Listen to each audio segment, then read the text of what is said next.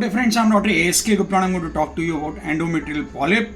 She's a 40-year-old woman who has come to us for the routine ultrasound examination because she has abnormal uterine bleeding for last 4 months. Endometrial polyp is a protrusion of the mucosa of the endometrium into the uterine cavity. Patients with the endometrial polyp, they can present with infertility in the young age and they can present with abnormal uterine bleeding or dyspareunia in the advanced age. Whenever a patient comes with these complaints, ultrasound is the modality of first choice, and the uterine endometrium may just be thickened because the polyp may be isoechoic to the endometrium, or it may show some glands and it may be heterogeneously echogenic or maybe hypoechoic. You can see that the endometrium over here is hypoechoic in the center because there are glands in the endometrium.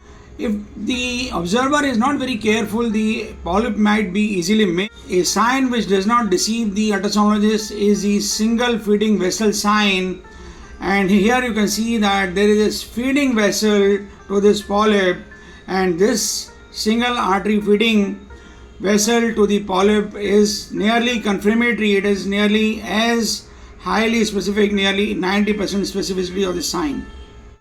Here trying to show you the feeding vessel, and this you can see that this is the feeding vessel over here, which is the characteristic of the polyp, and it should lead to the diagnosis of endometrial polyp in most of the cases. Incidentally, we found that the internal iliac artery is very prominent in this patient, but this is not the feeding vessel. This is the feeding vessel which is going inside the myometrium and supplying to the polyp. So it is possible that the feeding artery which is inside the myometrium is a branch of this internal iliac artery. Another differential diagnosis which could be entertained in this patient was the possibility of retained products of, because she gave a history that she had an amenorrhea nearly for 4 months, but whenever the urine pregnancy test was done, is found to be negative, and the single feeding vessel supplying to the polyp is suggestive that this is a polyp, while in the retained products of conception we find that there are a number of vessels around the retained products of conception.